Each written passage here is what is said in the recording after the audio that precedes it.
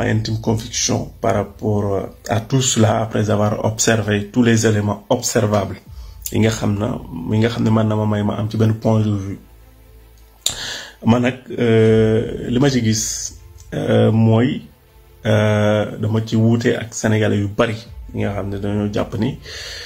la déclaration de Macky Sall est sincère. Non, man je le pense pas. Je pense pas que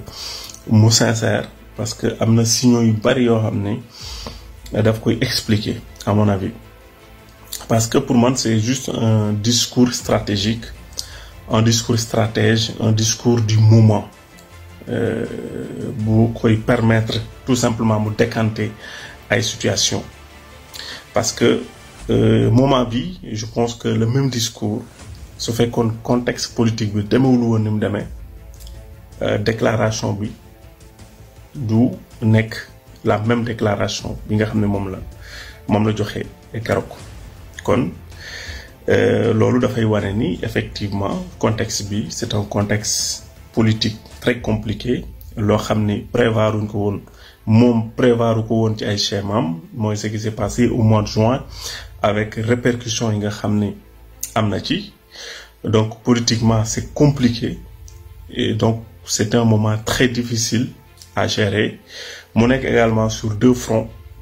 front bi nga xam ni mooy la F24 taxawal ko pour xeex la troisième candidature de Macky Sall mais également beneen front mooy le front Ousmane Sonko mi nga xam ne bëgg na ko éliminer ci les élections donc mu nekk ñaari front yoo xam ne c'est difficile à gérer donc doonu ci mos a génn mu ne nag pour décanter la situation il faudra trouver une solution maintenant la solution qu'il a trouvée mooy momentanément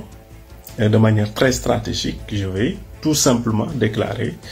à tout le monde que je ne serai pas candidat. Donc dans son discours mu am élément yu bari yu wane ni am na lu bari lu ci lëndëm lu leerul parce que ñëw na ni ñu donte constitution bi may na ko mu présenté wu pour une troisième candidature et que tout le monde sait que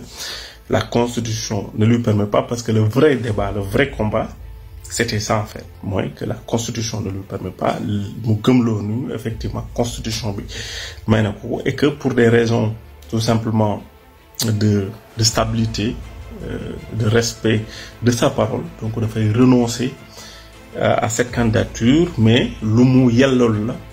lu ko yoon may la loolu nag mën nañ ci def benn jàngat que ni comme que yoon may na ko à tout moment su ko neexee mën na jël li nga xam ne moom la ko yoon may donc ce n'est pas une déclaration effectivement un renoncement définitif mais ça peut être tout simplement un renoncement provisoire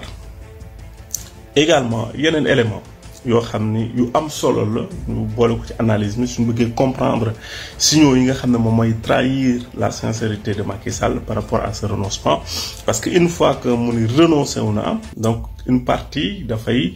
anéantir la F24 qui n'existe plus parce que c'est une plateforme qui existait que par la troisième candidature, l'éventuelle troisième candidature de Macky Sall. Donc une fois que mu nekkatul candidature, cette plateforme presque n'existe plus. Donc ils sont plus dans la stratégie, ils sont plus dans dans des réunions pour jéem a planifier ay mbir yoo xam ne dina pousser Macky Sall à ce que mu bañ a bokk ci l'élection. Donc dafay rey donc ardeur boobu noonu. Et une fois également dina anéantir bloc bi nga xam ne naroon nañ ko créer mooy le bloc partisan de Sonko, Pastef et bloc M24 avec tous les partis et mouvements pour combattre Macky Sall. Bloc boobu aussi dina ko écarteler. Donc du fait que aujourd'hui donc nous avons quand même une certaine séparation des blocs parce que ku nekk maintenant da ngay am lu la ñor donc les partis de M24 leen yitteel mooy comment ils vont faire pour aller déposer leur candidature, avoir les parrainages pour mën a bokk ci élection yi. Ça va être leur principale activité actuellement au moment où Pastef sera seul à concevoir des stratégies pour xool moom aussi naka la mën a imposer naka la mën a def ba sa candidature la candidature de Ousmane Sonko puisse passer. Donc climat boobu noonu la créer et que c'est un climat boo xam ne c'est très favorable pour Macky Sall. Soo xoolee aujourd'hui une certaine mise en scène dans cette déclaration dañ koy gis. Il y a des signaux la veille il avait reçu les maires ku ci nekk yëkkati kàddu ni yow lañu bëgg nga nekk suñu candidature suñu candidat yow yaa nekk suñu candidat. À quoi sert réunir des maires la veille d'un discours alors que le discours a été déjà écrit ñuy wax devant yow que ni yow lañ bëgg nga nekk seen candidat, ça n'a pas de sens. Donc aujourd'hui, par rapport à ce qui se passe au lendemain de cette déclaration ou 2 jours après qu'ils se réunissent au palais, donc pour dire que dañuy njukkeel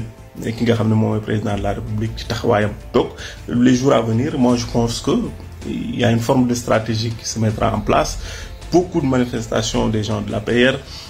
pour dire que nous on n'a pas d'autre candidat que ki nga xam ne moom mooy Macky Sall. Donc à la limite dina anéantir tous les combats parce que le temps sera très court pour mener encore des combats contre la 3e candidature de Macky Sall. Il aura déstabilisé toute l'opposition par rapport à seen ay stratégie yu mën a teg pour contrer ko, et que il dira tout simplement que c'est une demande nationale, c'est une demande sociale, que les gens de mon parti n'ont pas voulu investir un autre candidat, ils m'ont investi et que je suis obligé d'y aller parce que c'est comme ça. Voilà, c'est comme ça. D'autant plus qu'on le sait, quand un président de la République dit qu'il n'est pas candidat, soit le candidat est préparé à l'avance, mais ñëpp xam ko, tout le parti, d'autant plus qu'on sait qu'il est dans une coalition. Boo xam ni, ça regroupe beaucoup de partis et beaucoup de mouvements. Choisir un candidat en 2 mois, 3 mois, c'est extrêmement difficile sans qu'il y ait des conflits, ni des mouvements politiques. On ne choisit pas un candidat comme ça, même si le candidat est choisi. Même nous, au sein de leur parti, pour choisir des députés, des maires, c'est compliqué. Voilà, pour trouver un consensus, encore moins de trouver un candidat Bohamni. Donc tous les partis de Benno Bokk Yaakaar dañ ci retrouver. Donc c'est quasi impossible. Donc tout cela, pour moi, c'est une sorte de mise en scène pour endormir les Sénégalais par rapport à ce qui se trame et ce qui va se faire dans les jours à venir. C'est pour cela que on doit être alerte et vigilant, parce qu'avec Macky Sall, il faut jamais avoir confiance. Il est toujours dans des deals, dans des complots, il est toujours dans des stratégies politiques. Moi, nous jox confiance une telle personne en tenant juste